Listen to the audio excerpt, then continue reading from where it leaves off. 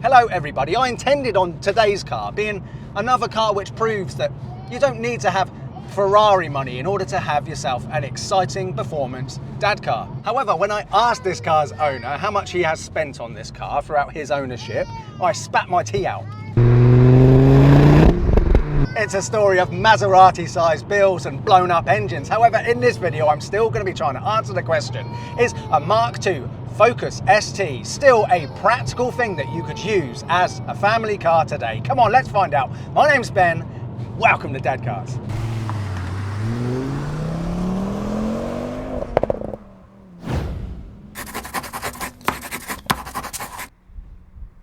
Right, sweetie, so at the moment we are in a 2006 Mark II Ford Focus ST. This is a pre-facelift car. This has got a 2.5 litre, 5-cylinder turbocharged engine, sweetie. So from standard, these cars produce 225 horsepower, but this one today, like most STs, isn't standard. I think this is producing around 310 horsepower. And these don't weigh much either, a little over 1,300 kilograms. So these cars on paper are a fun, performance, practical proposition, aren't they? But I said at the start of this video, you know, this being another car which proves that you don't need a massive budget in order to be able to have something which is exciting and puts a smile on your face. So how much are these cars to buy today? Well, in the classifieds, used prices start from as low as £2,000. Now, they are cars which I think you've got to be brave to go for. You know, because they've been cheap for a while now. It's more than likely that it's had some owners which, you know, when faced with a larger bill, isn't going to get it done properly because, you know, that bill might be half the value of the car. But spending closer to 5,000 should get you a really nice example of, you know, a pre-facelift ST.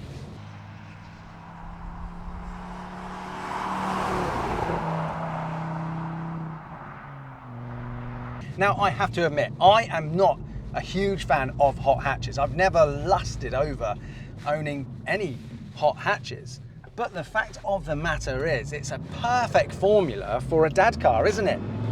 You know, particularly perhaps if, say, you've already got something else bigger as your primary family car. Perhaps your wife drives a large SUV already, you know, and so it opens up things for you. You still need space for the children, still need a boot, so you can sort of do general secondary family car duties. But yeah, the hot hatch is a fantastic dad car platform.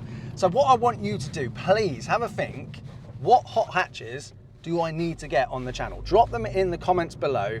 And if you're watching this and thinking you've got an awesome hot hatch dad car that you'd like to see on the channel, please reach out to me and see if we can set up a filming day. But what do we think about the looks of the Focus ST? Now, I think this is a car which really does suffer from an unfortunate bad reputation based on stereotypical owners that might own one of these cars. And look, just anecdotally for me, I live in a densely populated city, and over the years I have seen a fair share of Focus ST drivers with real crazy pop bang maps and driving them around like Wallies with plumes of vape smoke coming out of the window and the music blaring late at night. You know, I have seen it, and unfortunately that has tainted my general perception of this car. So it's kind of like when me and my wife were trying to name our children. I come up with a suggestion for a really nice name, but my wife, who is a primary school teacher, she would say, oh, no, sorry, that name reminds me of somebody I used to teach. No, we can't have that.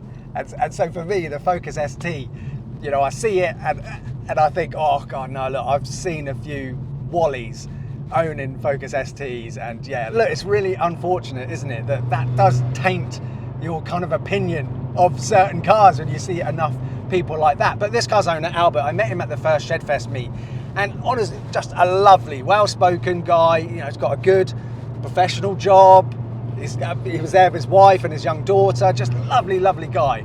And then when he said he had one of these, you know, look, this is the great thing about going to car meets, I think, and not just car meets where you just sit in your little owners clubs and, you know, they don't sort of venture out. You know, car meets where everyone's bringing different exciting cars from, you know, all sorts of different budgets. You get to meet people, and then you get to dispel some of the myths about certain cars, you know. I'm sure there's people out there who've got their opinions about Maserati drivers. You know, they think that they're, particularly the depreciated Maseratis, they're people who are sort of trying to portray that they've got wealth. But in actual fact, when you get to know a Maserati driver, you realise that they are just bold, ginger idiots who clearly haven't got a telly at home.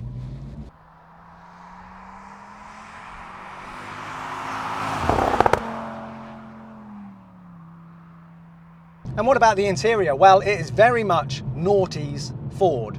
And by noughties Ford, I mean Plastic City FC. This steering wheel is a bit squishy. I'm not a fan of squishy steering wheels. And funnily enough, I think the last car we had, which had a squishy steering wheel, was the Ford Mk2. And I complained about it in the Mk2 as well.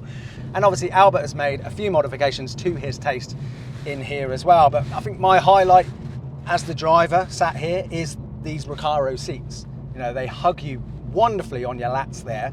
And yet I feel locked in here, ready to throw it around some roundabouts, which obviously I won't be doing because my little one's in the back and she's sleeping now, I think. And before I tell you how much Albert has spent on this car, let's hop into the back and check out the rear practicality. So what is it like in the back of a Mark II Focus? Well, legroom is pretty decent actually, and headroom, I'm 5'11" long body. If I sit straight up, I've got plenty of headroom there. However, yeah, no, look, if I lean back, the back of my head, side of my head is resting on the roofline. Now, we've become quite spoiled on this channel with all the special cars that we get to review and feature. So we've grown accustomed to full leather interiors, and obviously you don't have that in here.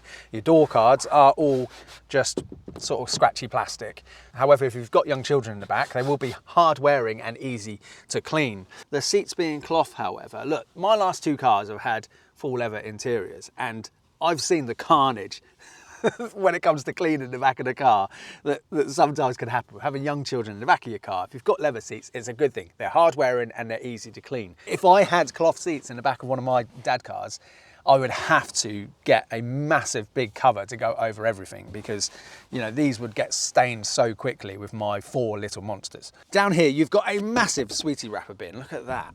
That would be absolutely perfect for young children, putting rubbish in there. And this car's owner, Albert, has kitted this out to proper dad spec. Look, he's got a seat organiser on the back here. He's got these sunshades as well, which fit perfectly. He's even got a tissue dispenser up there on the passenger sun visor.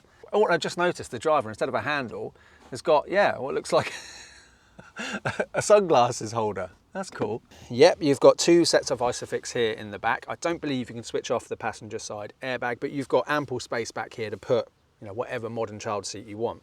The boot is huge, and again, as you can see, Albert is a very organised person with these boot organisers as well. I'm the opposite, honestly. I can leave the house with all 4 kids and a bum bag and nothing else, and I always forget things. I've gone out on multiple occasions and forgotten shoes.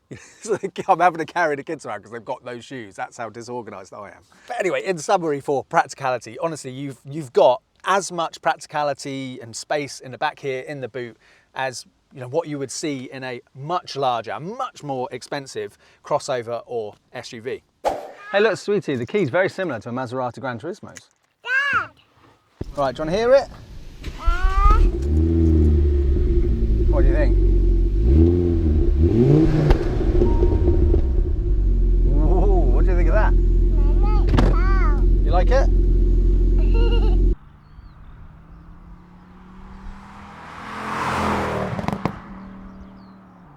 Come on, put us out of our misery. How much has Albert spent on this car? Well, he's owned it for 8 years. And as we've seen by his boot, he's a very organised person as well. So over the last 8 years, he's got a spreadsheet with every single modification and maintenance cost that he's had on this car. And so he was able to tell me exactly how much he spent. And it's £18,903. Yes, you heard that correctly. Nearly £19,000.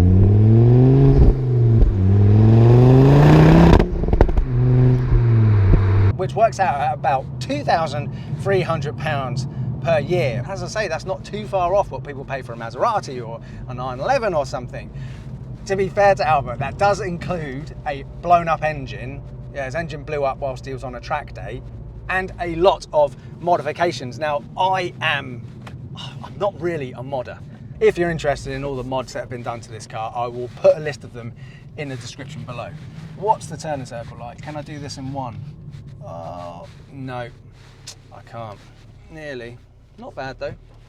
However, thinking about it, before you comment below saying, oh, nearly £19,000 on a Mark II Focus ST, that's crazy.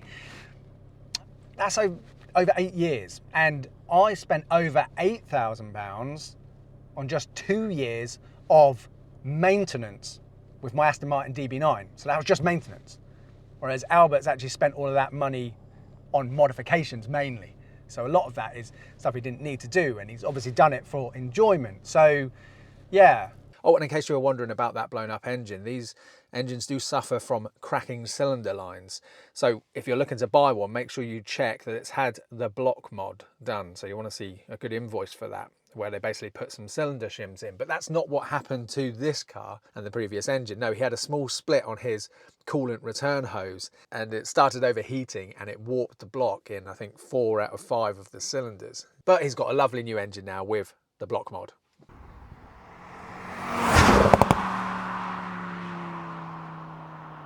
Miles per gallon, Albert tells me on average he gets around 27. It's possible to get about 36 miles per gallon on a run, and if you're on your own with no kids in the car, you know, you're going to be getting high teens on a bit of a blast.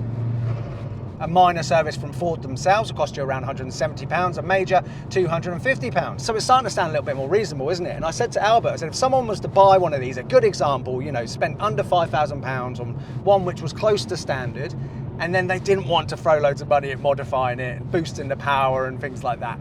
They just looked after it, serviced and maintained it correctly. How much do you think it would cost, you know, per year in servicing and maintenance? And Albert said, £1,000 a year, you should be absolutely golden with one of these. So going back to my original point, a sub £5,000 car, which costs you £1,000 a year in servicing and maintenance, that is affordable, exciting dad car motoring in my eyes.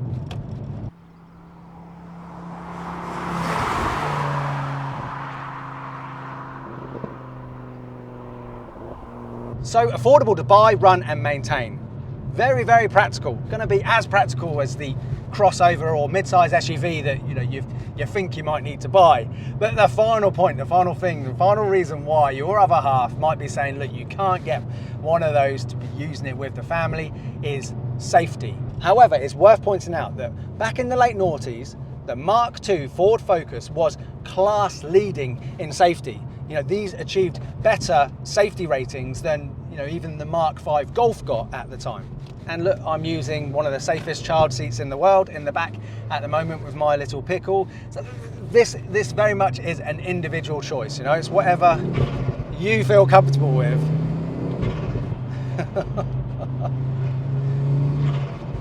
But for me, a general rule of thumb is cars from the noughties tend to be, you know, a bit of a sweet spot. It's around that time that, you know, manufacturers were really sort of putting big consideration into safety. Oh, and these are ULEZ compliant as well.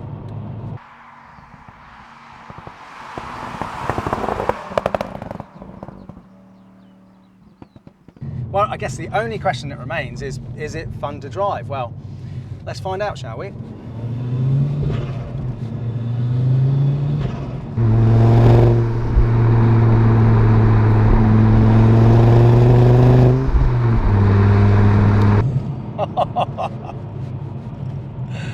So obviously it's front wheel drive, and I can already feel that this over 300 horsepower going to those front wheels, it wouldn't take much to spin them.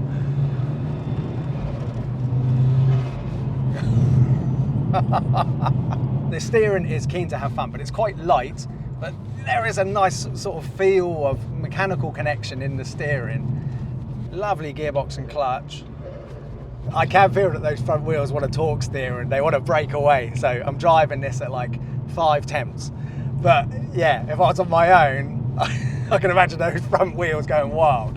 Look, I am much more of a rear wheel drive fan, but the great thing about a hot hatch like this is it's just so much fun, isn't it? It makes you feel young again, throwing one of these around your favourite B road. I thought the ride was going to be a lot harsher than it is, but it's actually really comfortable. You know, I don't think even going over some rough tarmac, you would have to worry about waking up a sleeping child in the back. And obviously the star of the show is all the drama that comes from that turbo, isn't it? So is it a fun thing to drive? Absolutely yes. A hell of a lot of fun. So what's my verdict then? You know, I'm trading down at the moment. Next year I will be trading down to a sub £5,000 dad car. Would I buy a Focus ST? Well, look, I have to admit, I don't think I would. You know, it's an absolute blast to drive, it really is. But yeah, I don't know, like for me, I just can't see me driving a Focus ST. Even when I start thinking about hot hatches that I've always liked, you know, the Mark III Golf VR6 that we had on the channel, I loved that car. But I can't help it, every time I start thinking, would I own one of those? I think, oh yeah, but I'd rather have a Corrado VR6. You know, it's just like coupe style cars. I just can't help it. I'm just drawn to them more.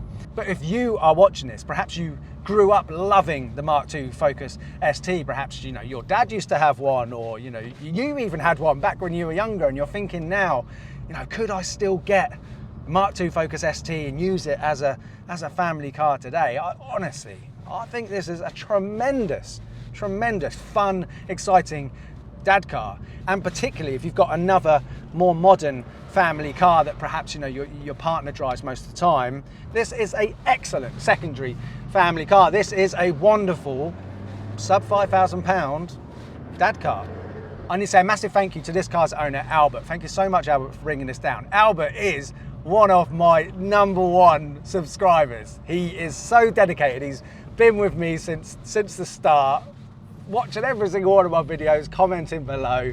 Honestly, I really appreciate your support so much, Albert. And it's been so wonderful spending time with you, your wife, and your adorable daughter at both shed fests, because you came to this shed fest as well. And yeah, look, you're a proper dad carist. You completely understand what it is that I'm trying to do on this channel, and your support means the world to me. Thank you so much, Albert. If you want to see which Ford dad car I would want to buy, check out this video here, subscribe to the channel if you don't already, and I'll see you on the next one. Bye bye.